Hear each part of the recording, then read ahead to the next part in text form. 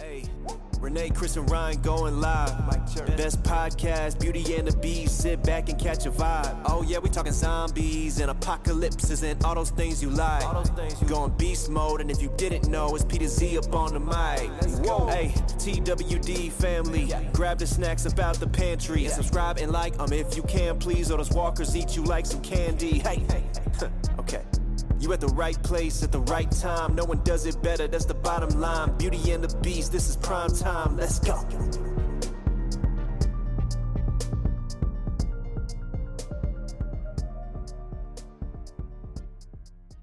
The proper fade out? You got to wait till it fades out. Proper fade out. You know what I mean? Because if it doesn't fade out, then we're just not giving Peter his due. You know? What's this? Don't worry about it. They're not saying that. Oh, okay. I just like that. I wanted to what's this? Don't worry about it. See? That's You what I'm just see your saying. fingers. Because No, I know. I'm just messing around. he's like a fucking kid. Like, oh, what's this? What's this? Ooh, what's this? We've already established we all have ADHD brain. Oh, yeah, that's fair. Renee was mid-story, and we're both like, what's that? She's like, It's okay. they're not paying attention. Who cares? Tiffy, what is up? What's going on? Nice to see you there. Tiffy. Yeah. So we're back. We are. Episode 5, Last of Us. We are here along with, obviously, we got Meg the Geek hanging out. She's with us. She's our Beauty and the Beast. She's our Beauty. I'm the B and Renee is the T, or it's Renee is the B and I'm the T. B to the T? I'm not going to lie. There was a solid 15 seconds. I had no idea where you were going with that. I don't know. I mean, I was trying to look. You have Beauty, but then you have Beauty for 2, no? Yeah. And she's our TLOU specialist. Yes, she is. She is video game player extraordinaire on The Last of Us. Now, if we did a whole podcast on Call of Duty or Destiny, I got you. Yeah. I will happily defer to Meg for Last of Us, though. Right. And if we did one on like the original Nintendo, I got you held down pretty There good. you go. Because Contra, hey, I still remember the code. Hey, if we do one on Words of Friends, I got you. There you go. There you go. Right. I like it. I get my ass kicked in that game, so yeah, you got me on it. Tiffy says, 2 hot chicks. I'm okay on it, yeah. So. Oh, and she got her Witcher skin for Fortnite. Very nice. Ooh, I got that far in the battle pass. Tiffy's been putting in work. I've tried so hard to get in Fortnite. I can't do it. Apparently, the no build mode makes it better. That's the only way I could play. The what? The no build mode. Oh, where you have to hold the button down in order to just like use your materials. So basically, there's like a true battle royale in Fortnite now, where it's like you're not able to build anything. Oh, okay. And you have to rely on just like your guns and like your surroundings, and not so like if we were building in build mode, I'm shooting you. You could hit a button and build something, and then I have to shoot through that to get you. But in no build mode, you would just have to like run and hide behind like a tree or a rock or something. Okay. Yeah. Or just kill me back. I'll have to send it to you after the show. But there's this really funny animation somebody did, and like you could tell like they're a professional animator. And so they were just doing like a stick. It was funny because it was like a stick figure, but it's like actual like good like quality animation. Yeah. And it was like the guy he built a house and he's sitting with a gun like this, and it's clearly Fortnite. And somebody comes along and breaks the wall, and he builds it again, and he's going like this, and the person keeps breaking. It is the funniest thing I've ever seen. I love Fortnite cartoons. There's like one like the guy was like he like goes to like he like crashes, and somebody's like, oh, I'm gonna snipe him, and then all of a sudden he just built a house, and he's like, oh fuck. I love watching that. That's so funny. But anyway, you guys aren't here to listen to Fortnite. You're here to talk about Last of Us. What up, Lucy? Lucy, what's going on? Evening all. Wow, that's very polite and like etiquette of her. Like, yeah, I was gonna try to say it like a British way, but I don't know how I'd say that. You just gotta say like, "Oi, governor!" Top of the evening to you. Is that Irish? I don't know. Top of the evening is Irish. Top of the morning is Top of the morning. Yeah, I know, but I'm trying to modify because I mean, I guess evening. Technically it may be closer to the morning for them. So I guess that makes sense. Yeah. Moist Lucy. That's what Tiffy said. Anyway. We're so far off the rails. It's too early to be this far off topic. Yeah. So I think that it's actually better that way. You think so? Look, you're all caffeinated, okay? We get exactly. Well, that's... yeah, it's got no sugar. Yeah, I mean... calories. We're good. Drinking a Coke Zero. So yeah, episode 5, The Last of Us, is this show just keeps steaming right ahead. I mean, it's just one great episode after another. Yep. In this one, we got to see some real shit go down. This episode opens up, and they show the revolution of Fedra being overthrown with the freedom fighters, basically is what they're called, what I would call them, freedom fighters. We the people, written on the trucks, the resistance, yeah. La Resistance. But I mean, God, it's just like some of the shit that like they're putting on screen is just like brutal shit. Like they're hoisting up the guy and they're hanging him alive. They shoot the other one in the head. I think one of them was dragging somebody behind a car. I'm like, so this is how we open? Okay, this is how we open. This is where we're gonna go. But if you think about it, we've talked about this before, but it's very on par with HBO Productions, right? Yeah. I mean, they've clearly showed that they've got no problem killing people, and they've got no problem showing it in full detail. Mm-hmm. I mean, they did it with Game of Thrones and House of Dragon, and they're doing it with this now too. Yeah. I mean, it is insane. I have to praise HBO because they have the water cooler Sunday night format down pat. They know exactly what to show to get people talking the next day at work, and it's been a long time since we've had something like that. Even Walking Dead didn't get us like that, right? So, massive praise to HBO. Yeah. I mean, well, Ryan and I would be at work. We'd talk about the show, but a lot of that was out of boredom. Trying to survive the day. Yeah. Yeah. So, I mean, the backstory to Sam and Henry, from the game and everything. What was your thoughts on what translated on screen to what was in the game? Me? Yeah. Oh, okay. I wouldn't be talking to Renee now, would I?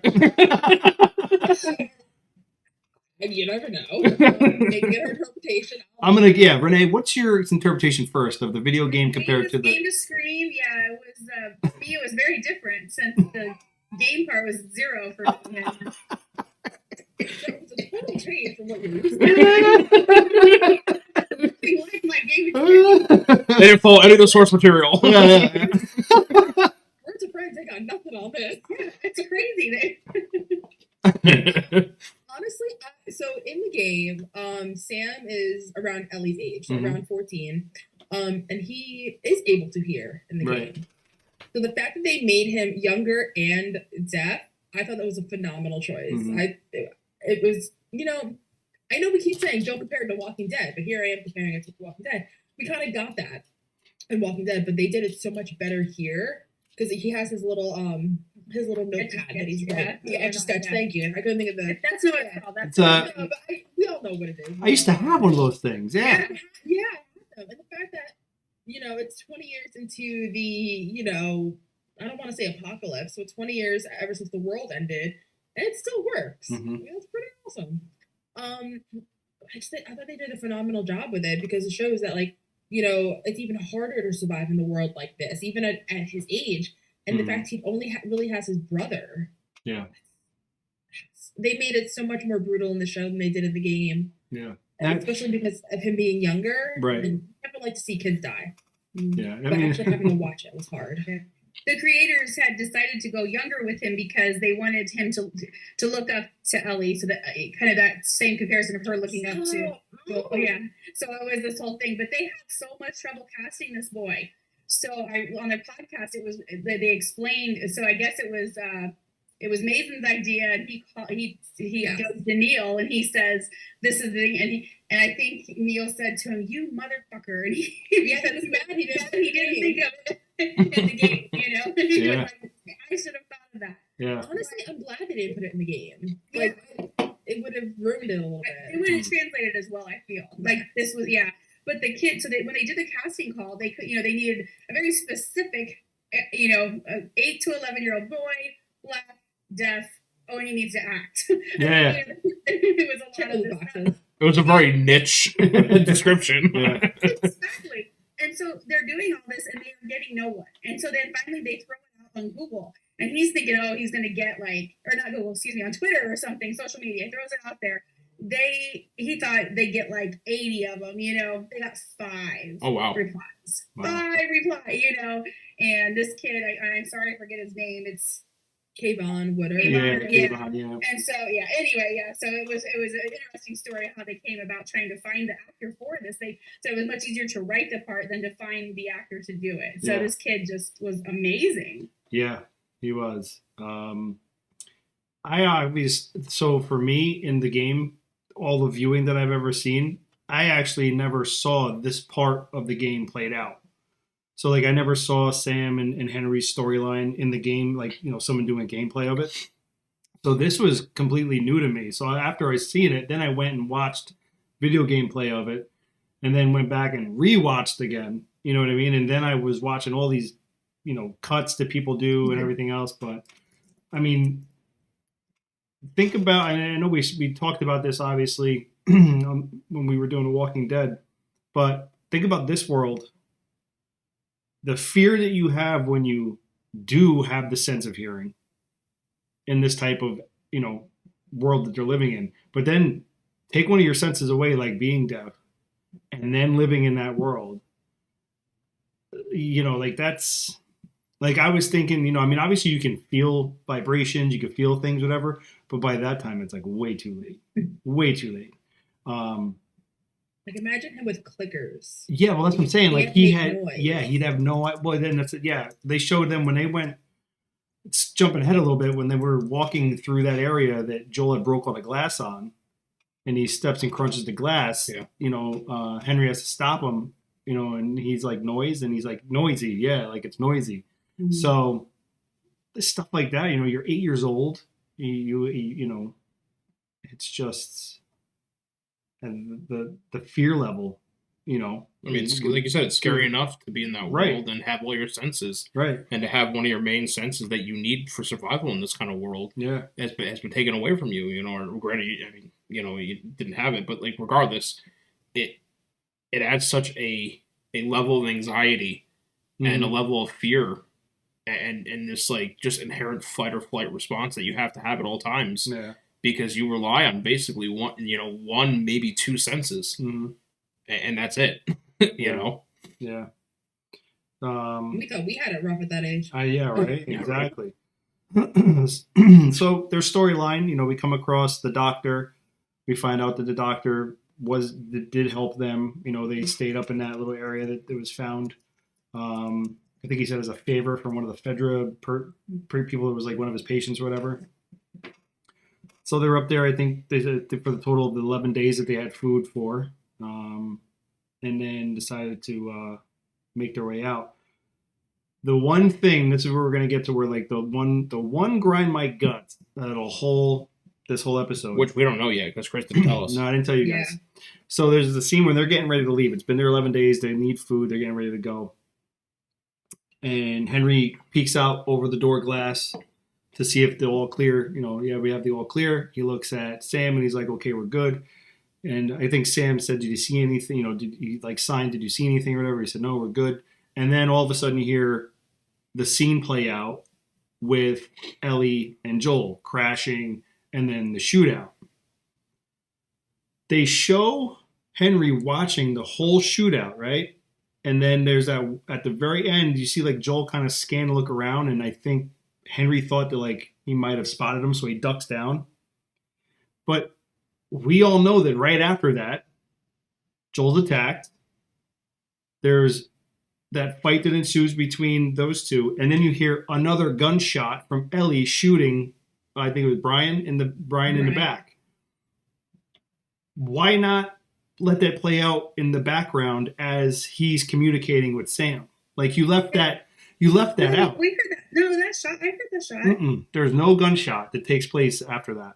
I gotta rewatch it. Yeah, there's no But I gun. was sure there was because I was listening for it. Yeah, no, that's why, and I was like, there. So I'm like, you showed this whole sequence, but then you know, as he steps back down, once he like locks the eye, like he thinks he locks eyes with Joel, and he ducks down, and he goes and he starts talking to Sam again.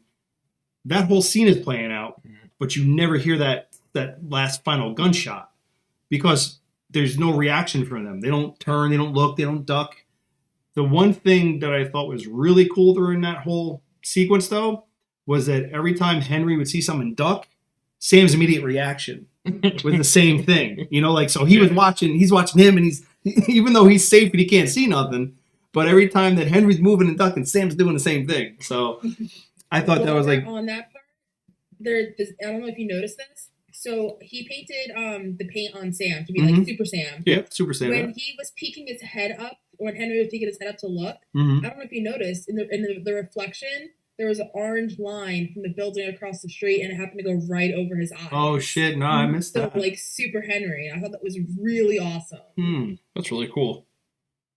Yeah, I Didn't not. realize it when I Oh, watched right it. there. I actually found that out on Right TikTok. there. Yeah. Right there. Oh, wow, that's cool. That's a good pickup. That's Yeah, just that's point a good for us. pick. Yeah, that's a good TikTok, catch. They, Yeah. they noticed that. Oh, I was gonna say that's a good catch. Yeah. Yeah. I always have the show playing in the background for reference points and stuff, or just in case there's something like I want to talk about. I refresh my brain. So if we The get brain- another 80-minute episode, The brain we're needs a gonna have another refresher 80-minute every now recording. and then. Yeah. Gotta shake out the cobweb. Yeah. So, yeah. I mean, like I said, that was really, and that's my first complaint Mhm. out of 5 episodes. You know, like, and Good for you. yeah. I mean, well, I didn't. Well, here's the thing. I didn't play the game. You know, I'm sure if I played the game, I'd be feeling like, you know, more like you. But Every 2 seconds, you don't really piss me off. yeah, right. Where's this? Where's that? I did think it was, and I do love how the relationship with Sam and Henry, it does mirror. You know, you have an older person, younger child, someone, you know, you're obviously looked up to and being admired and everything for what you're doing, and you're saving, you know, someone's life. And I like how they built on that with Joel and Henry, the fact that correlation that they both had. You know, I mean, Joel does not trust easily. Obviously, we know that. You know, and his whole banter, like, I don't want to call it banter, but his dialogue with him when they have the guns pointed to him. When he's on the floor. Yeah, and he's like, he just has asshole face. Yeah. Tell them they can trust you. You can trust me. Yeah. And she goes, no, don't say it like that. No, he just has asshole face. Tell him, Joel. I love it. At least he's talking, unlike Daryl, who just grunts. So, I mean, Yeah. You can trust me. Yeah, and then I mean, you know, even when he had to like put the gun in Sam's hand, and he's like telling you point it that way, and he takes the gun at first, and he doesn't point it. I'm like, no, you go that way.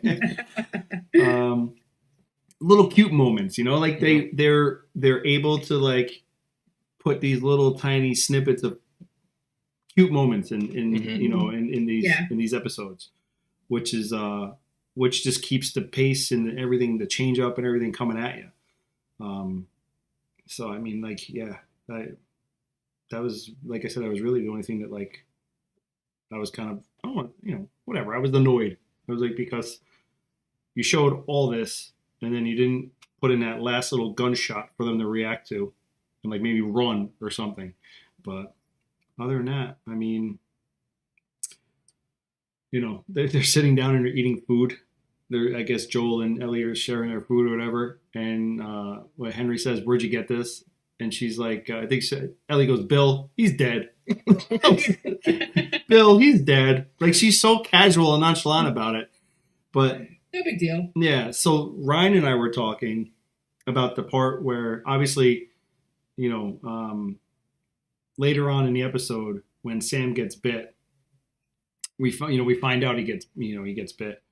And my opinion on the whole thing, where she like cuts her hand and she like, you know, tries to put her blood on it for the cure type thing or whatever.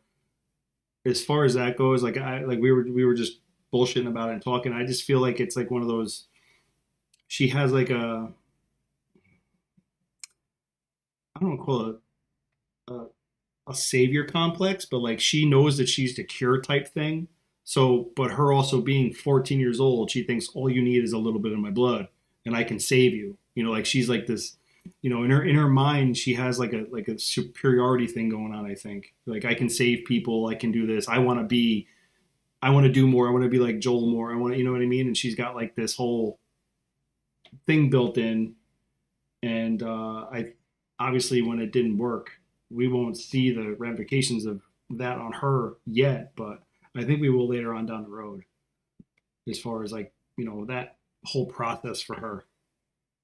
I guess I took that scene as she was more giving him hope than anything. Yeah, I guess I didn't take it that way, but I mean, like she was like, maybe it would help, but I'm going to give this little kid hope. Did you think she was like, yeah, like so you think she was like just trying to like take the fear out of it? Yeah. I mean, that's the impression I got, but I get what you're saying though too. Yeah, I mean that makes sense also. But I guess when I watched it, I was more like she's trying to help this little guy. He's scared and things. And anyway, that's my take on it. But I could be completely wrong. I think Tiffy had a great point about that earlier. It was heartbreaking to think that he went to sleep thinking that he had a chance. Mm-hmm. Yeah. And I get that Ellie thinks that she may have been helping. She may or may not have believed that. But at the same time, it's like, I don't know that I would want to have that false hope. You know what I mean? And for a kid to have false hope like that, I don't know. Would it bring him comfort? Yeah, maybe. Yeah. But at the same time, for me, it's heartbreaking to see. Mm-hmm. Yeah, it's heartbreaking, but I guess I would rather go to sleep thinking I'm going to wake up the next morning and rather than not. So, because then it's gonna make your last moments even harder. Yeah. It has to be. Especially with a child. If that was my kid, yeah, I would give them every assurance you're going to wake up tomorrow, regardless if that was a lie. If I absolutely knew in my that was not going to happen. But if it gave my child or someone I was looking out for that little bit of hope for that, to fall asleep. Okay, I'm going to wake up in the morning. I would do it. I'm getting teary thinking about this. Yeah. Sorry. And I mean, so I hate all of you. and that scene played out differently between obviously the game and what they did on the show, but like for Ellie's sake, in a way, she has to be thankful that Sam's death, because he didn't hear her wake up, or he didn't even hear her, like, let's say she snored or whatever, or like moved in her sleep. He didn't hear any of that. So he woke up in whatever position he woke up in. Obviously, he never even saw her. He didn't see her move. Well, he's not going to see her great anyway, but because I don't know how quick the vision goes or whatever, in that process. But, it's just luckily for her, because I think if Sam's not deaf, she probably gets killed in her sleep or, upon awaking. Yeah. So. But now, so I have a question. Now, obviously, he wasn't deaf in the game. So, in the game, and in the show, I should say, when I don't want to say turn, but like when he enters his runner phase, does he then get his hearing back? Because, like, think about if he, wound up going further into, like, the clickers. Yeah. Rely on, sound. Like, noise. Sound. So, like. Oh. Because you were talking about, like, he didn't hear Ellie wake up. And I was like, wait a minute. Yeah. Like, do you get those senses back? Mm. That's interesting. I mean, it would be hard because it would have to be something that could regenerate hearing, essentially. I mean, like, you know what I mean? Like, that's a physical impairity that you would have to regen, basically. Mm. It's a good talking point, though. Yeah. Yeah, that is, that's something to really chew on, actually. Huh. But in the show, they that scene did go out a little differently. Yeah. So in the game, Ellie is sleeping in the main room with Joel and Henry. And they're talking about breakfast, and he's like, "Oh, I let Sam sleep in. Why don't you go wake him up?" And Ellie didn't know in the game that he was bit or he was attacked. Yeah. So she goes into the bedroom to wake him up, and he lunges at her. And then the whole thing spirals out into the main room, and then it plays out like it did in the show. So I like that little difference. Yeah, no, it was good. I liked it. I think that doing it the way they did in the show was good for the emotional tearjerker effect, because when she wakes up, she looks almost happy. Yeah. Almost like she has a little bit of hope that maybe it did work. That's I agree with that. And you could see that hope kind of fade from her as she looks at him, and she's starting to suspect that it's not him. Mm. And you could see that progression, that evolution in her facial expression as she's getting closer to him.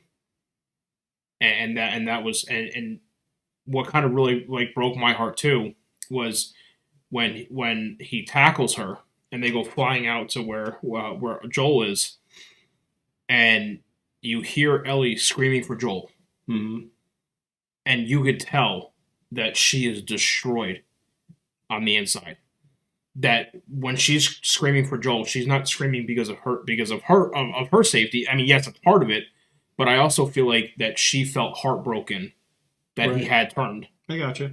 Yeah. That he had, been fully, whatever the hell I don't know, infected. I guess infected. You know what I mean? And scored. Yeah. I just that was so well done, and again, Bella Ramsey doing a phenomenal job of portraying that and just really getting that emotional effect. And to Zay's point, The Last of Us and The Walking Dead are very different shows, and but at the same time, it's like I feel like if The Last of Us had come out before The Walking Dead, maybe The Walking Dead could have taken some of their plays and taken notes, because in my opinion, that's how a character death should be. Mm-hmm. It should have that emotional attachment, tear-jerking reaction that breaks your heart, and that's what we saw. Yeah. Yeah, no, it really did. Like I said, I didn't ever see their storyline play out in the game, so I had no idea what was happening after that. Like, so to watch that happen, I literally sat there. I was like, oh my God. I was like, they just did suicide on TV. I was just like, whoa. When Henry was saying, "What have you done?" He was talking about it himself, right? Yeah. 100%. Okay. Yeah. There, on Twitter, there was some up for debate, and I was like, it's pretty obvious. Yeah. But you guys said you hadn't seen all that play out in the gameplay. The big like shootout that happened just a little earlier than that, which I know we'll really get into that soon. Mm-hmm. That took place during the day in the game. Right. So I like that they changed it up, because I feel like it looked so much better at night. And with the fire and everything else. Yeah, because in the game you needed it to be daylight. Yeah. One of the runners, if you look in the background too, one of the runners or it might have been a clicker or a runner, but one of them was actually on fire. Yes. Yeah, which was really cool. So. And I'm glad we finally got to see them coming out of the ground, because they teased it early in the episode. Mm-hmm. So crazy. And it's stuff I want to talk about too when we get to that. So let's get, they devised their plan. Let's jump back to where we were. They devised their plan. They know what they're going to do. This batshit crazy idea. We find out that Fedra pushed all these clickers and all these things into the tunnel systems and everything. Like, what did he say? Like 15, 20 years ago or whatever. And the last that it had been checked or whatever was like 3 years prior to them trying to go down in there and do this. But then they come across this, I don't know, at first I thought it was like an underground school for children, but it was just basically like a hideout, kind of like wait out the storm kind of thing area. But this whole scene and everything that's played out is pretty much spot on for everything in the game. Like everything from where it's written goal on the wall where they kick and play the soccer, that whole scene and everything's played out in the game. It's like, and then they find the letter written on the wall with the drawing of Ish. So, Meg, this is where we're going to give you the Ish. The spotlight for Ish. Meg's going to give you the Ish on Ish. Yeah, Meg's about to deliver the Ish on Ish. So here's the Ish story. So, obviously, you already stated it's a direct nod to the game. I have to read off my notes because I couldn't memorize it. That's okay. So, in the game, we don't just play as Joel and Ellie. You kind of mentioned it. I don't know if you said it in the show so far or we talked about it offline. How we learn backstories of other characters who have also tried to survive in this world via collectibles that you find, notes, drawings, and we learn about a man named Ish.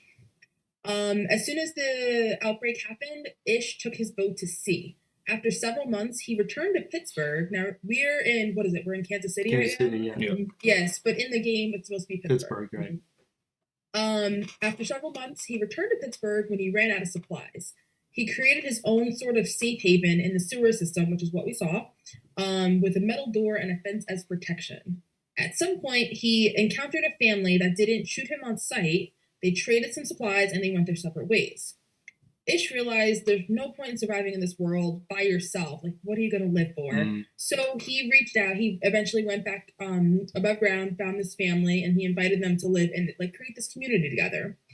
Over time, they built this thriving community within the sewers. They had a school, makeshift beds, shower stalls, and even rain catchers.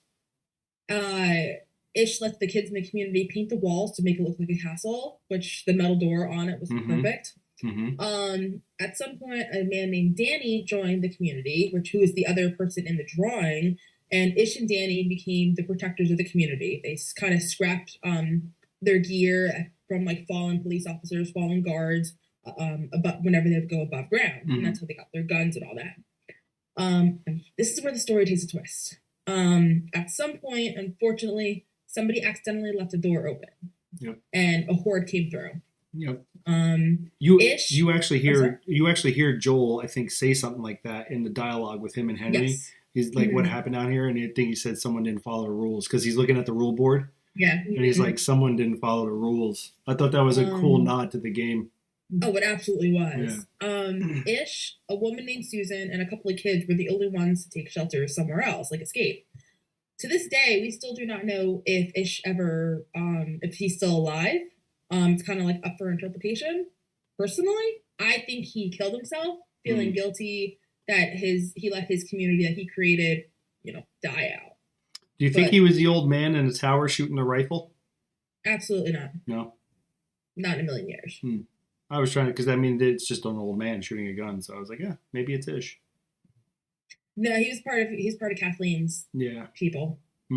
Because remember when Joel went up to the tower, he had the walkie-talkie. Yeah. But I do like that thought process. Yeah, I mean, could still be the end. The end. Meg's like, no. And that is the conclusion. It's a good thought, but you're fucking wrong. So that is the conclusion of the Ish with Meg. It almost went up my nose. Just the way Meg was like, not in a million years. No, absolutely not. You're wrong.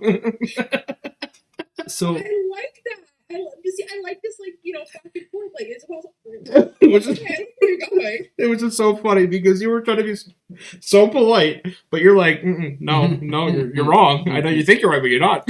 I wasn't trying to be right. No, but it was just funny the way that the banter that just happened was similar to when. It reminded me of Joel being on the ground and Henry, right, with the gun, Sam pointing the gun at him and talking to Henry. I do have a question. The scene with Kathleen and Perry, she's standing in a room. Is that like her childhood bedroom?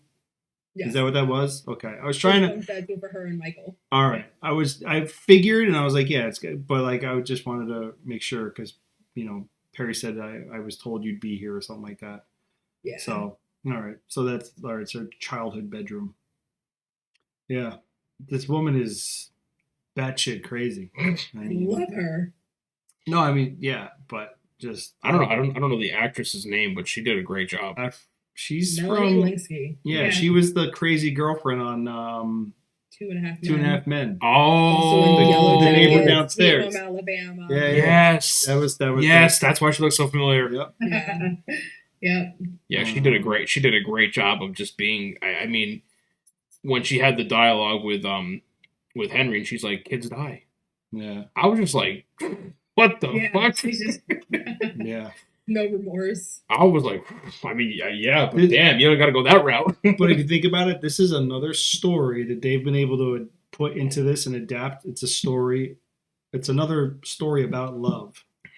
Her vengeance and everything and the demise of her is all based off the fact of her love for her brother. Mm-hmm. Everything she's doing, the full effort into catching them and everything is her vengeance because of her love of her brother.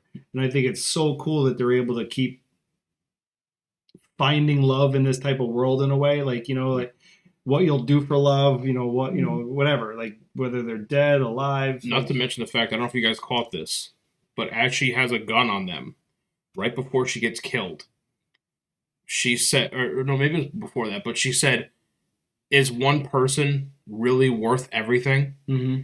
which is probably the most ironic statement we've seen in 5 episodes. Yeah. Exactly. Because I said at the end of it, you literally gave up everything for one person Yeah. Yeah. who was already dead. Her whole army. Yep. She sacrificed everybody. Her life, everything.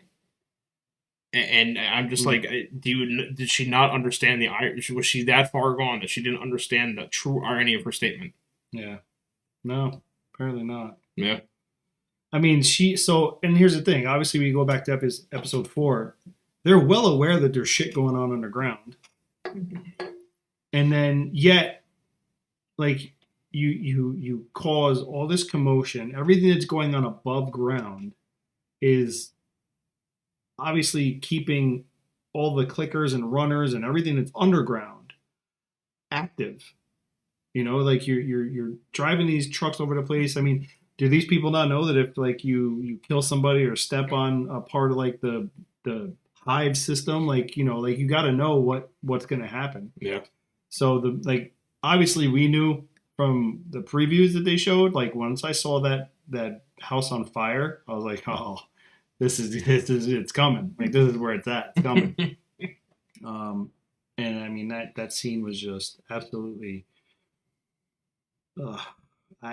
probably one of the best action sequences I've seen like on a TV show in general. Like, I mean, I got chills when you saw the truck like sinking into the hole. mm-hmm. And Yeah, you saw, you saw everybody like, yeah,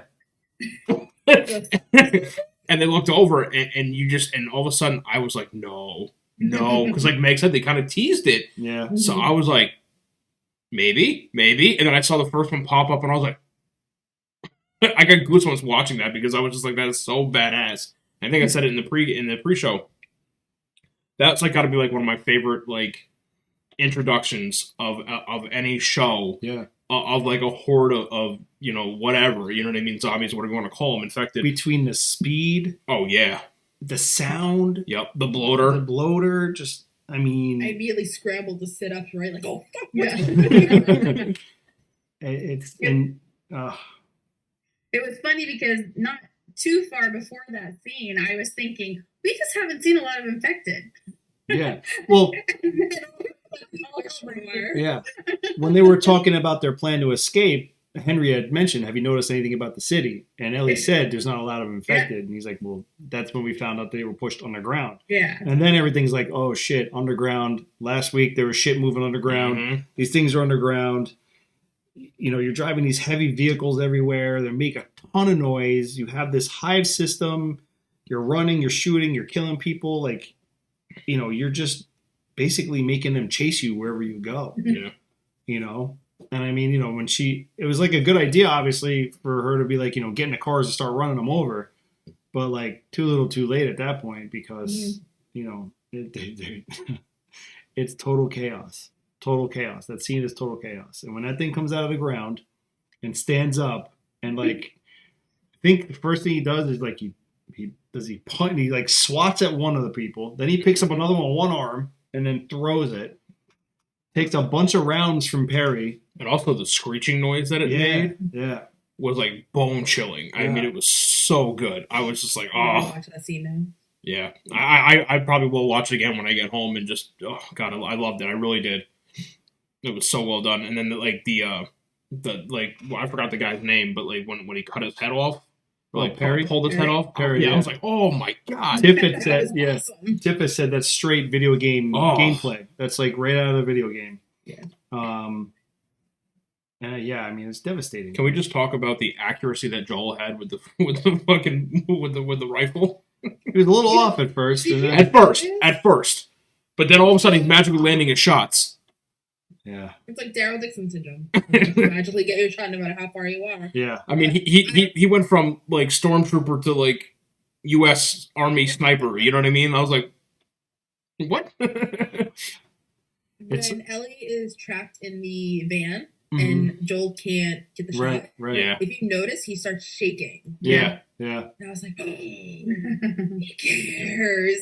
And you know what? This is a credit to the camera crew, but having them coming out of the ground and having the camera on the ground and watching the ground shake and just see them coming up and then you just see them running at the camera. I mean, that was infinitely better being on the ground than it would have ever been for like an upper Right. torso shot of them running. I mean, it was just, I don't know what it was, but just watching it was so creepy. Mhm. And just watching them run, I don't know, it was so well done. Yeah. Olivia said she would be dead, outrun them. Yeah, I mean, outrunning these things, and that like that, and it's just that just adds to the fear of them. They're Yep. so fast, and I think that's why I love it over like Walking Dead. Again, I hate to keep comparing it, but that's the biggest reference point that we have, honestly. Yeah. And like, I always thought about like The Walking Dead. They shamble. Mhm. Obviously, you have the variants, but you know they shamble. So Yeah. okay, you could walk at a brisk pace, and you're going to outrun the walker. I mean, Mhm. these things, how the fuck do you outrun them? You don't, Run Michael Myers. It's not that hard. Just You- keep walking. Yeah. Right? Just don't trip and fall. right? It'll be all right as long as you don't trip. Oh, the way he slammed the one guy on the ground. Yeah. Oh, one hand just takes him, lifts him up, and then just oh, so And then Yeah. his focuses all this, even the charge, like the charge he does. he builds it up. It's the same Yeah. thing from the game. Yeah. It's like so spot on. It almost reminds me of like the old like X-Men like TV show like with the Juggernaut, like when he's like trying Yes, to build yep. up his run I'm and the he Juggernaut, gets bitch. momentum. Huh? Me and Meg, you I want to go? don't talk about X3, okay? We don't talk about X3. X3 doesn't exist, okay? Now, I have a question for Renee. Mhm. When the camera turned over and we saw Sam and Henry under the truck trying to get the runners away, did you know that he in your mind were you like, oh, something happened to one of them? No, I didn't. I just, Okay. like I should have probably, but it just was like, you're so wrapped up in everything that's going on that didn't even enter my brain. I was like, she got them. Okay, they're safe. Okay, So, 'cause I'm always curious, for the new people, because Yeah. obviously we knew what happened. Yeah. Mm-hmm. But I was always curious. I've been wanting to ask you that the past few days, but I purposely wanted to wait till we were on the show. Yeah, I mean, I knew I had read things, so I knew they weren't going to last the episode. I mean, but I didn't know how or anything like that. But I guess I figured it would be more brutal, or it was rough to watch. But I mean, I thought it would be Waste of time. a lot different than it played out. Yeah, Mm. but no, it did not occur to me then. The first thing I thought was that somebody got bit. 100%. I was like, "There's no way." It was kind of like the Walking Dead finale where Rosito goes in that group Mm. and she comes out, victoriously, and I'm like, "There's no fucking way she can get Yeah. bit." You got bit. Like I knew. I'm like, "Come on." I've watched 11 seasons, 12 years of this. I know she got bit. I'm not stupid. Now, let's talk about Glenn under the fucking dumpster and miraculously survives. I'm still mad about that. I should have died right then and there. But that's a story for another day. Yeah. But yeah. The the runner, the clicker that's after Ellie in the truck. We talked about The her. contortionist. Yeah, that's so. If you look at her move, when she crawls in through that window, she actually comes in head first and it flips her feet. She actually bends her back and puts her feet over. Yeah. And then she crawls over the seat all weird and contorted and shit. She's actually a gymnastic contortionist. And so they found this girl specifically for this part. And she's 9 years old? I don't even know how old she Something is. like But that. yeah. I didn't look that up. Crazy. That's insane. And then she's the same one who ends up off in what's her name? Kathleen. It was pretty cool too. Said that The Last of Us and Blue's Clues are in the same universe. What? Because there was when the girl was climbing into the truck or van, whatever. Supposedly there's a shot of her shirt and it looks like the Blue's Clues logo. Get the hell out of here. Nail time. Like what? No. No. That's so funny Just though. imagine Blue trying to outrun. Yeah, no. Come on. I mean, I think about it this way. Where's Steve? Right? You watch Marvel movies or DC movies, right? And there's been DC movies where they go, you're not Spider-Man. Right. You know what I mean? Or there's been Marvel movies, you're not Superman. You know what I mean? It's like those things exist, but I don't think they're the same universe. You know what I mean? I think they exist in that universe. Does that make sense? Yeah. You know? Well, I don't know if it counts as universe for what I'm about to say. My TikTok lately has been filled with obviously Last of Us stuff. Somebody actually now, because this show we talked about this way early on, how they changed the timeline. Because in the game the outbreak starts in 2013, but in here it starts in 2003. So they were talking about who in the Bush administration would make it out. Mm-hmm. And he literally gave a play-by-play. And he's like, well, the day of the outbreak, George Bush was in New York, and we know he didn't make it. He would have died that day because New York was the first to fall. And I was like, holy shit! Like we, in the first episode, we saw like a glimpse of his portrait on the wall at the school. We don't really think about it too much. Mm-hmm. So that whole universe thing it was interesting to see it play out. Like what worked, like in the first episode, Sarah had a poster of Destiny's Child up on the wall. Mm-hmm. So it makes you think like, okay, well, how far did like our favorite celebrities make it? Which then makes you think about Walking Dead a little bit, because you had like Tyrese, Beta, all these celebrities. And I just went on a giant tangent. I'm sorry. No, it reminded me. I saw a post, and it was like, the outbreak happened on, whatever date in 2003 on the, during, for The Last of Us, right? And someone goes, and then Star Wars Revenge of the Sith came out on like 2 months later or something. And it goes, you're telling me the people in the Last of Us universe don't know how it ended? It was the funniest thing. Like, these people never got to see Shrek 2. What do you mean, Anakin Skywalker is Darth Vader? It was so funny. I don't know why, but I just scrolled that. I meant to send it to you guys, but it was so funny. I was scrolling out, and I had to stop what I was doing because I was laughing so hard. I'm like, you don't think about that shit. A whole show about that. Right? Yeah, absolutely. What did you miss during the Last of Us outbreak? Why, I'm trying to think. I would have been 15 when the outbreak. If it happened when the show happened, I would have been 15. I would have been 11. Tiffy says she thinks someone should have a TWD shirt on. Ooh. Yeah. Because it would have taken place. Or just wear a shirt that says like JSS or something like that. Yeah, something. I don't know. Imagine. I'm waiting for them to come. So like, you would say everything's abandoned. Most, nothing's. So like, I'm waiting for them to come across a place where they can ransack. Still there hasn't been much scavenging take place. A little bit, but yeah, I know. I mean, they did a lot of scavenging in episode 3. Well, yeah, but that was at like Bill's Not the place. same. Yeah, that was like Bill doing all like I want to see them like prepping work. swipe up and grab something. Yeah, I mean, I'm waiting or for use a crafting station to like upgrade. Yeah, yeah, like something like that. Like you gotta. Like, I think you might see that later on. Something. Somebody made a comparison saying when Joel grabbed the rifle in the attic that already had the scope on it. It's like, wait a minute, he jumped like 2 crafting stations. That's true. Yeah, I don't know. I'm still mad over no bricks, no bottles. I will complain about that until we get it. Yeah, was that so? Yeah, I guess there wasn't even a Molotov thrown or anything. Nope. Yeah. Wow. I want to see when we saw the fire, and I was like, oh, maybe somebody's gonna make a Molotov or something. And I'm like, nope. Mm-hmm. Yeah, because I mean, other than Joel stashing his rifle, taking out the pistol, and whatever, and then whatever they took from Bill's place, I think.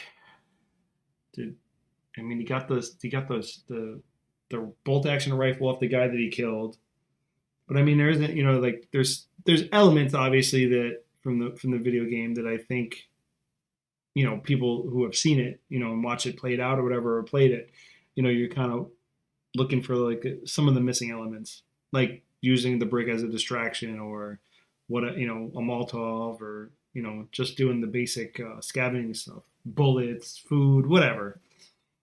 So in the game, so obviously in the show we know Henry and Sam are on the run. Yeah. From Kathleen and her militia. So this is another thing I have to praise HBO for being able to blend original content with the game stuff so seamlessly. You don't even realize it. But in the game, Henry and Sam are supposed to be meeting up with their group. They arrived in Pittsburgh, but get ambushed by like the hunters. They basically overrun the QZ zone. Mm-hmm. So they were supposed to meet up at a military base outside of Pittsburgh. So in the game, you actually, like when Henry and Joel are like in the hotel room, you actually hear him saying, I don't think my group's going to be coming. Mm-hmm. So I like how they were able to make it kind of swap the group out for this militia and make it seem like Joel and Ellie are kind of like Henry and Sam. They got the older and the younger. Yeah. I thought that was well done. Yeah, no, it does. Yeah, like even I think Renee said, like having Sam be younger so that he can, like that relationship with Ellie, you know what I mean, kind of thing. They've played it out very well, because even the dialogue when they're sitting on the bed and they're looking at that comic book, and then they start writing on the pad. He starts asking her questions about, how come you're never scared or whatever. That conversation is, it's obviously played out in the game, but it's in a dialogue. So I honestly think that this is the way that they did it. It's more powerful, like writing the note, and everything else. I just felt like there was a little bit more depth to it as far as it's developing that relationship. Yeah, as far as that scene goes. Yeah. There's a comment that Ellie makes in that moment, and you have to pay attention to that because that quote is going to play a huge part in the second season. Scorpion. Where Ellie talks about when they're talking about are you ever scared? Ellie talks about how she's scared of ending up alone. Yep. Yeah. That's gonna play out a lot next season. Okay. All right.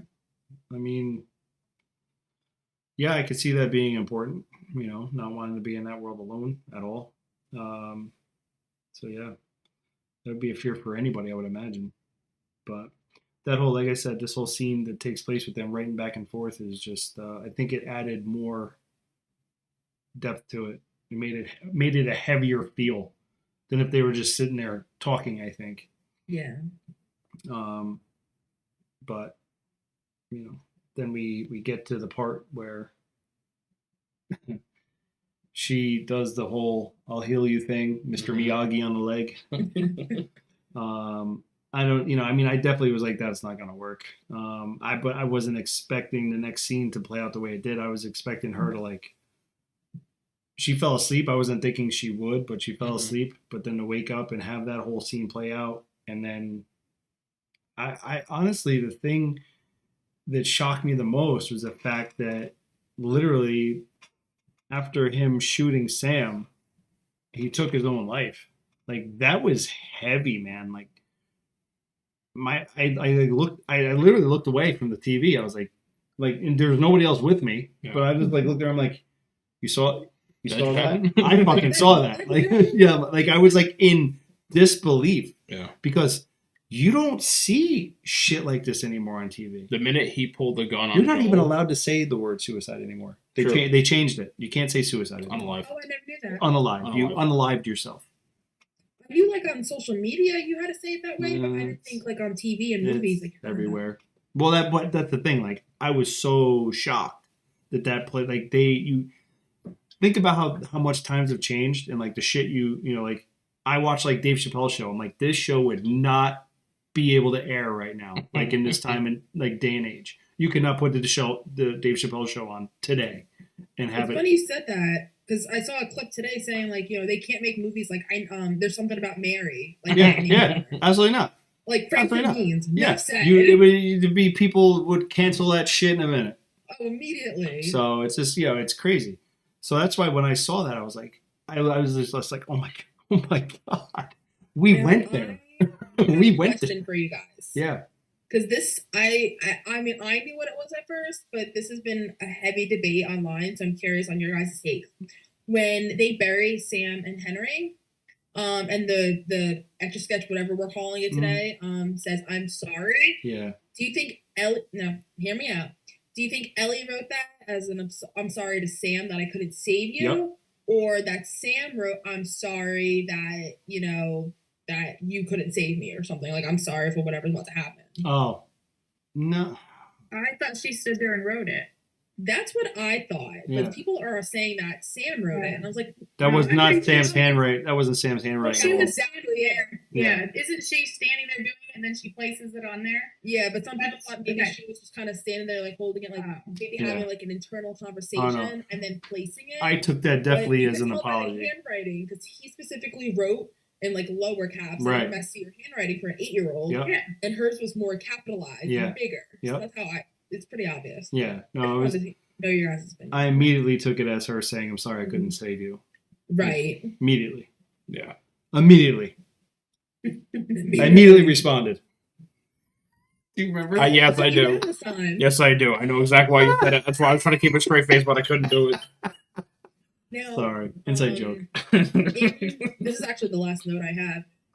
In the game, when they were in that underground community, Sam took a little toy robot, Yeah. and when instead of like the Etch-a-Sketch, Ellie was supposed to bury the toy robot with Sam, but she forgot and she got mad at herself. Now, this isn't a spoiler or anything because we're probably going to see something about it next season. But in the second game, that toy robot is displayed on her shelf. Oh, She kept it as a reminder. Okay. So I'm hoping they do something because she didn't take the Etch-a-Sketch or anything. So I'm curious on if they're gonna pull something like that off. Yeah. That'd be cool. It'd be cool or not, you know? I think so.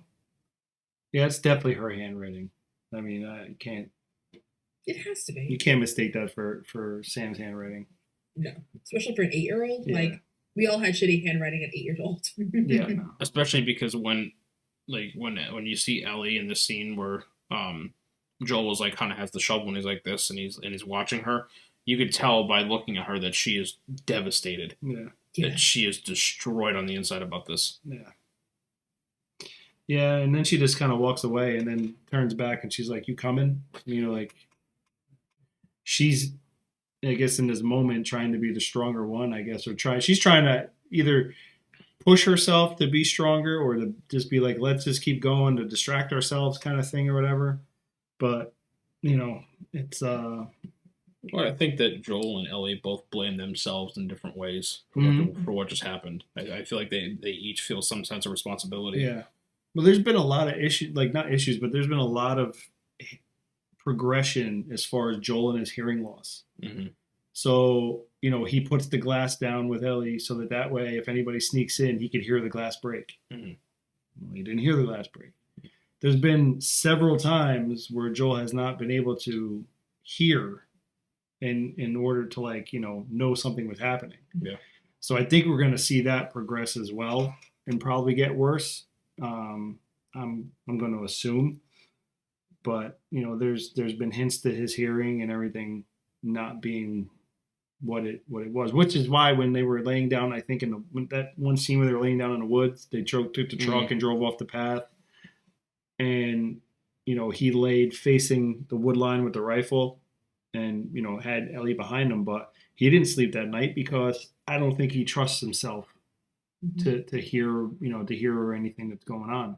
Yeah. Because he knows his hearing's shoddy. So, I mean, that in itself, who knows how that's going to play out later on. But, you know, they showed the scenes for next week. We're going to end up reuniting the brothers. So that'll be cool. Tommy will be back in the picture, and we'll see how that goes. That he's part of the Fireflies, right? He's actually a sergeant, I think, for the Fireflies. He's up there, yeah. I don't know if they're gonna relabel it for the show. Mm-hmm. But he's high ranking. Yeah. So, and it looks like we're gonna get an introduction to some more characters. Yep. From, I believe, straight from out of the game as well, obviously. The sneak peek looks pretty good, I'm not gonna lie. Yeah, it does. There's one character they showed. They changed the race of the character, which I thought was really awesome. As soon as I saw her on screen, I knew exactly who it was. I mean, I could say it, but it's not really a spoiler. But I'm excited to see any other changes that they're making. Yeah. Yeah. Yeah. I'm wondering. That's the thing. Like, I have to go back and rewatch because it's been a long time since I watched the first game played. But I'm wondering how they're going to play this out between Tommy and him.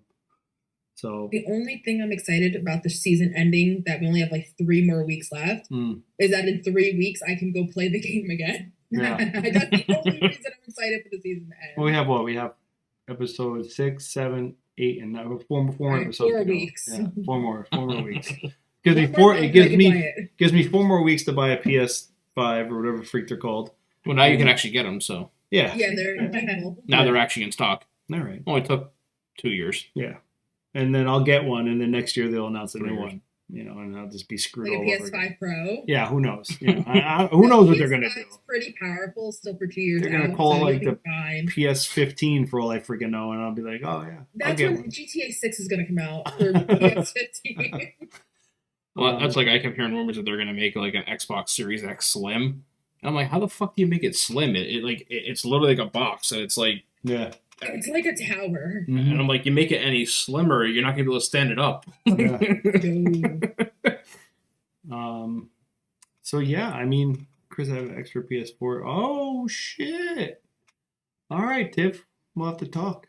You know, I'll pay for shipping and handling, and give you a few bucks on the other. You know, we'll do a little deal. Slide And some. you can get the game for like $10 on PS4. Yeah. Oh yeah. Okay. There's an option. Just sitting here. Thanks. Rub it in. Appreciate it. Now we got to get Renee to play. Tiffy's like, I have a PS5, a Yeah. PS4, and, you know. We I could don't think so. we could do Yeah, Zoom fix game them here. nights. Ooh, yeah, we could do Zoom game night. Yeah, we could all sit there and play, And I'll watch. and Renee will be like, No, we're Taking a remote. we're gonna get you past your words with friends firewall. yes. Actually, there's this game that, like, whenever I had, like, parties and such, like, with my friends, we would play it. It's called Fibbage. I've heard of it. So basically, they ask a question, and you have to write in an answer. And the answers come up on the screen, and you have to vote on, like, which answer is supposed to be, like, maybe possibly sound the most correct. Mhm. But my friends and I used to make it the most fucked up answers we possibly could. And then we just chose the funniest. Yeah. We definitely do one night. We That's Alright. funny. can, like, actually, like, theme it out. We can make it, like, Last of Us. Yeah, that's what I'm saying. We can have a Yeah. game night. Yeah. Oh, we'll have everybody. Stream it. Yeah, we'll have everybody come for game night. So I did a quick search, and the toy that he uses is actually a Magic Slate paper saver. Yes. Is the generic Magic thing. slate. Yep. But there were tons of varieties. That's just kind of the type of Yeah. toy that it was. But anyway, just one thing, because I knew Etch a Sketch was wrong, but it was easy to say. Because Yeah, it was easier to say. I have the toy. I never once called it a Magic Slate paper saver. Yeah. I don't No. know what we called it, but that is not what we called I think it was like a like magic eraser or some shit. Like magic erase board or something. Or magic paper. Yeah. I don't know. But I definitely had one. Because kids today obviously don't know what that is. Yeah. It was Like, it was what like is a this? it was And we all know what basically it it was basically like a sheet of like cellophane over like I think A it was like magnetized board. it wasn't It wasn't yeah magnet, no it it was was just like It was like that. It was like a magnet material, but It's it wasn't like- magnet. the it's hell like- was that shit Like wax paper or like over clay almost. I don't know. It's It like was a weird. wax, Yeah, yeah. wax. Yeah. It's like But a waxy when you were texture. writing, you couldn't write too deep, Mhm. otherwise it would indent. So you had to be very careful with how you wrote. Yep. I've seen them at the dollar store before. I'm sure they're junk, but I think my grandkids even had one. So, they're not like completely I off. want one now. Yeah. Oh, Tippy just mentioned the magnetized mustache. I love that thing. Yes. What was his name? He had Mr. Somebody, wasn't it?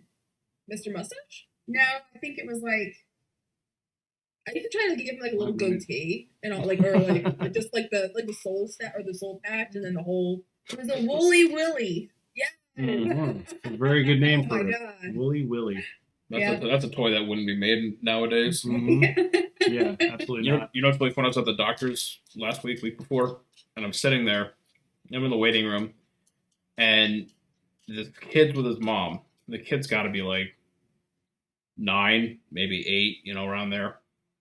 And you know how like when you go to the doctor's office, they have like toys and shit like that. Like you go to like your family doctor, and like he's got like toys and stuff like that, right? So one of the toys that's in the bucket is an Etch-a-Sketch. Mhm. The kid grabs it, and I swear to God, he does this. And he's looking at it, and I'm just like, Give me that thing. okay, all right, let's see where this goes. The kid looks at his mom and goes, "Ugh, Mom, I want my tablet." And it was at that moment that I sat there and I go, "Wow, I really am the crotchety old man now." You went, wow. Because wow. You turned into Owen Wilson. Wow. But I sat there. Wow. I was like, I went, ugh, like the disgust that I had for that moment. It actually physically pained me because I'm officially that old man. Like, get off my lawn. You know what I mean? Somebody can tell me to get off the lawn. So Target actually sells it. I think it's like $7. A mini light bright. Yes. I have like 3 of them. That's They're cool. so tiny. They're so There's like small. a whole collection. Like if you go to like little boutiques and things, they'll have like a little spinny rack of tiny, like even Stretch Armstrong and Yes. Connect Four, and I forget. There's just a ton of these tiny little nostalgic things. That's At cool. Target, they actually, I don't know if they still have it, but on the end cap, they have a whole like retro section where they even designed the boxes to make Yes. it look like the 80s and 90s. I was like, Except the battleship. Joy pointed out that Battleship, they did not make that as retro as it used to be. oh, I didn't Mm. realize that. So if Interesting. you look at the original Battleship game, and this is like the 60s or something. So the dad and the son are playing the game at the table, and off to the side, the daughter and the mother are doing dishes in the kitchen. They left that part off the newer retro. I wonder why. A little misogynist. They told me that. I thought that was hilarious. So we're gonna show you the PC retro. Mhm. I'm surprised that they didn't have the mom and the son and the daughter playing Battleship and the dad was doing the dishes. Yeah. You know what I mean? Right. Let's be a little bit more progressive, shall we? Shall we? Yeah. That was pretty funny. Tiffy, mom wants to blow up battleships too. Yeah, right. I mean, yeah, right. Yes. That's funny. Oh goodness sakes. Yeah. Well, I mean, I miss Battleship, man. I had electronic Battleship. That was like, that was yeah. like peak. No, Like Yeah. it's the original. yeah. I No, I like know, the but original. you know, it's Yeah. nice to have the noises and different. stuff, and you know. but having like the electronic one was like that was like you were the cool kid It in was the a neighborhood. it You was know a what I Christmas. mean? It was a Like, Christmas Yeah. gift. Yeah, Yeah. Chris was the rich kid. I know. I got it as a Christmas present, so yeah. yeah, it was. The electronic one was a lot of fun though. Yeah, It was cool hearing the noises and shit like that. It's a man Play thing. electronic one. Man things, I don't know. Yeah, It's a boy thing, you know. Mm. Hearing the I was such a explosion. tomboy as a kid. stuffing things. I was too. I had two See, we brothers. could play it too. Yeah, I had two brothers. I had to be a tomboy. I had to play by myself. So Mhm. Yeah. Limited options. I used to just play Rock and Sock and Robots. Yeah. God, there was so just much like fun stuff. jam the thing. It's like, My favorite game was Hungry Hungry Hippos. That was a good one too. oh yeah, Sit there Rock and Roll battling, Dungeons. slamming it, Yeah. fucking thing. I was- Go. we have Crocodile Dungeons still. Oh my that God. game as a kid. We have a whole game. We have tons of games in our game closet. Mm. Yeah, right before actually Christmas, you know, because we usually go and we get like a new family game board, you know, whatever, something to I play. actually have to step away for 1 minute. Yeah, and Rory. he's fine. We're at the end of the show. True. He can play now. But like walking down like the family like you know board game aisle or like, all this shit and everything like that, looking at like some of the stuff that they like have out these days, Mm. I was like, there's legit like a game for kids to play where it's like a dog Mhm. and you feed the dog food and it poops out the food. Oh yeah, I'm yeah. like, yeah. but how is this a game? Like I what? have no idea. Like, oh look, the doggy pooped out clay. I'm like, what the fuck is this shit? How is this? Like, what is this? I'll never forget. What is this? I'll never forget when I was a child and lawn darts were a thing, and they weren't foam. Like they were metal tipped. Like yeah, let's just give fucking 4 to 9-year-olds fucking lawn darts with metal tips on them. Yeah, lawn darts. We Whee! played those all the time. That was no big deal. Lawn darts were- Never got hurt. I know. Yeah, exactly. Look, we had trampolines, and none of us ever broke our fucking legs. If or- anybody did, it was survival of the fittest. yeah, like you know, we Yeah. weren't dying on trampolines. Like now I hear like a trampoline incident every day. I'm like, well, are they unsupervised? Like, what's the problem here? Is there no net? Is there no cat? Like, where's the catch net? You just like putting this thing in the middle of like, where is this trampoline? Mm. Like everyone's dying, like breaking limbs and shit. I just don't get it. It just reminds me of Deadpool 2. Give your kids milk and they won't break a bone. Well, I was thinking of Deadpool 2, where he comes home and he tells Vanessa, she goes, "Where were you?" And he goes, I just got back from throwing all gluten into space where it could never hurt us ever again. Yeah, I know. This is so funny. Oh, yeah, You yeah.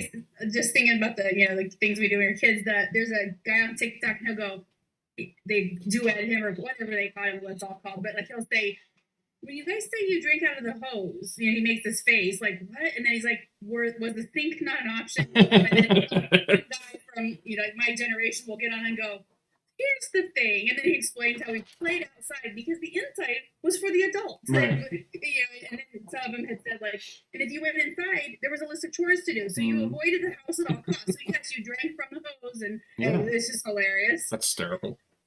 Yeah, I mean, shit. Like, look, the hose was there. I mean, why run all the way inside to get a drink of water? You just get it from the hose. I had to take off my shoes. Yeah. I'm not stop doing that nonsense. Plus, then you're gonna get yelled at. Oh, you're dirty. You get your, you're tracking dirt through the house. This and that. Oh yeah, Or like, absolutely. or like Renee said, the chores. Oh, while you're here, Yeah. you know, I need help with this. I need help with that. You know. Yeah.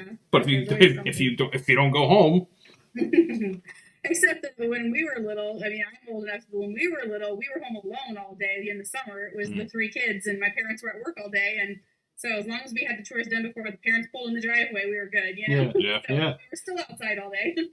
Yeah. Man, I miss it. Mm. Yeah. Being an And adult. so I wanted to give a little plug to the camp since we're like 3 months away, a little over 3 months. insane. So yeah, I can't believe I talked to Casey today, and we were saying how it seems like yesterday it was October. Well, especially because the distance between the fall camp and the spring camp Right. is the biggest gap, right? Like it's 7 months, right? Yeah, because October to May, Yeah. and so it's 7 months instead of 5 months. But here we are 3 months away, so we're like more than halfway there. You know, Yeah. nuts. Yeah, so I'll put links in the description of this where you can get tickets. They've got their lineup this year for this one is amazing, and I don't think they're done announcing. Yep. They're going to do more with the cosplay this year. We are going to do. Tiffy's asking who runs the camp. It's Casey and Oscar are the ones who are ahead of it, and they got a whole team of people who help them. It takes a village, truly. Yeah, exactly. Yeah, It does. and everybody has their specialty, and that's why it works so well. And one thing to note too is that the fall camp is no longer a thing. Yeah. As sad as that is, I think it was a but- good move. but I bring that up for a very specific reason, and knowing Casey and Oscar and who they are, they're going to put their all into the spring camp, and so while they had to spread it out over 2 events per year, now they're putting it all into one. Yeah. So I think that this May camp is going to be insane. And if you've never been, I highly recommend you do what you can to be there because you will not be disappointed. Yeah. Sorry, Renee, I had to throw that in there. You're fine. And this year, we'll be there again doing our celebrity panels, and we got a lot of fun ones lined up for that. We'll have the cosplay contest. Good. They're gonna have this time. They're having 60s themed parties or 60s 70s themed parties on Friday and Saturday nights. So that'll be fun. Yeah. Lots of So afros. get your tie-dye and your your hippie clothes or whatever. Mhm. And then another thing that they're adding this year, so usually it's like Friday night, Saturday, Sunday. This time they're going to tag on a Thursday event, which is a charity event that's it's Camp Cares. And it's going to be a block party, and it's going to be in partnering with the city of Atlanta, and it will actually be held right on City Hall's green space on their property. Yeah, And we're amazing. going to have just all types of care packages and tarps and blankets and all these things for the homeless and people who need in need. And it's going to be very exciting. And if you want to donate, I'll put the link in there. If you can't be there to help or anything like that, that's understandable. But if you're able even to give $5 towards it, they have an Amazon wish list even where you can order and the stuff gets sent right to the person who needs to be sent to. So you don't have to worry about getting shipping or hauling it. Just Right. you just send it right to the person that it needs to go to. So I know so far we have, I think they've compiled like at least 100 bags, maybe a few more, but they're telling us that we should probably plan for closer to 300 because they think it'll just once the population sees that this is an event happening, they're going to come and get the supplies, which is what we want, Yeah. So Yeah. so now we have to get some more bags put together and things like that, but the outpouring of money, and the fun part has been the Walking Dead family. There's been the stuff that's been done up to this point hasn't involved corporate sponsorships or anything like that. This has been the Walking Dead family who has contributed the money for these things. There's been anonymous donations. Like I know just the other day there was a $1,000 anonymous donation. And it's just so. It just makes your heart so happy to know these are our friends and family that are donating to this cause. The camp is already a charity event. No one makes money on this. This isn't a money-making thing. This is charity. And this is just one more piece to that to make the charity giving bigger.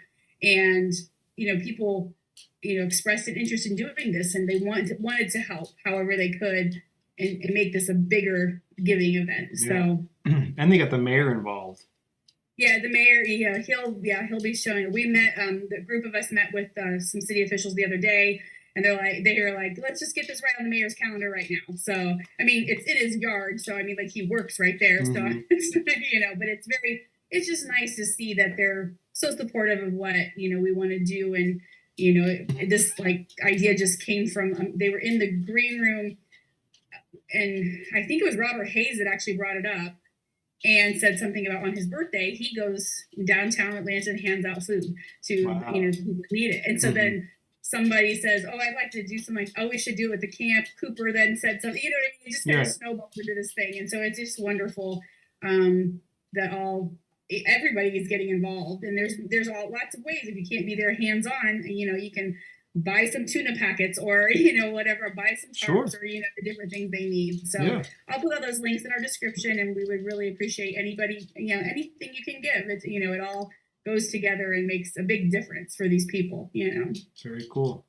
That's awesome. They're going to be They're going to be at the Atlantic Comic-Con at the end of the month too. The Camp will, and they're taking some donations there. So if you're going to that, you could also bring the donations to their table if you wanted to bring like items. Right. So. Yeah. Very cool. That's awesome. Anything on Meg or anything on your end? I missed where the conversation started. Well, we're just closing out. Yeah, we're just closing out the show. We're talking about the camp and just kind of closing things out. No, nothing really. No last thoughts on the show or anything? You're good? I'm just super excited to see how the last 4 episodes play out. Yeah. I have a lot of thoughts. There's one character that we have not been introduced to yet. I am scared because if they've been making everything in the show more brutal than they have in the game and more heartbreaking. Okay. So I'm scared for when they introduce this character. And when we finally see him, I will let you know who this character is. Gotcha. Yeah, I'm kind of curious as how it's going to play out too, just because I do know how the game ends. So where the first game comes to a You should know who I'm talking about then. Yeah, so I'm just I'm curious myself, but definitely looking forward to it. Obviously, the show will be back to Sundays following for the next remaining 4 weeks. So we'll be here on Monday this coming week. Yep, we'll be here on Monday this coming next week, the 20th. Yep, and we'll be back to talk about episode 6 of The Last of Us. So yeah. We'll be here. You guys come hang out, obviously. Come chat with us. Hang out in the chat. Ask questions. Let us know what you think. And, we'll talk like usual. So, you good? I'm all good. All right, man. Good. Renee, you're good? Good. All right. Peace out, everybody. We love you. Renee, Chris, and Ryan going live. The best podcast, Beauty and the Beast. Sit back and catch a vibe. Oh yeah, we talking zombies and apocalypses and all those things you like. Going beast mode, and if you didn't know, it's Peter Z up on the mic. Whoa. Hey, TWD family, grab the snacks about the pantry and subscribe and like if you can, please. Or those walkers eat you like some candy. Hey, okay. You at the right place at the right time. No one does it better, that's the bottom line. Beauty and the Beast, this is prime time. Let's go.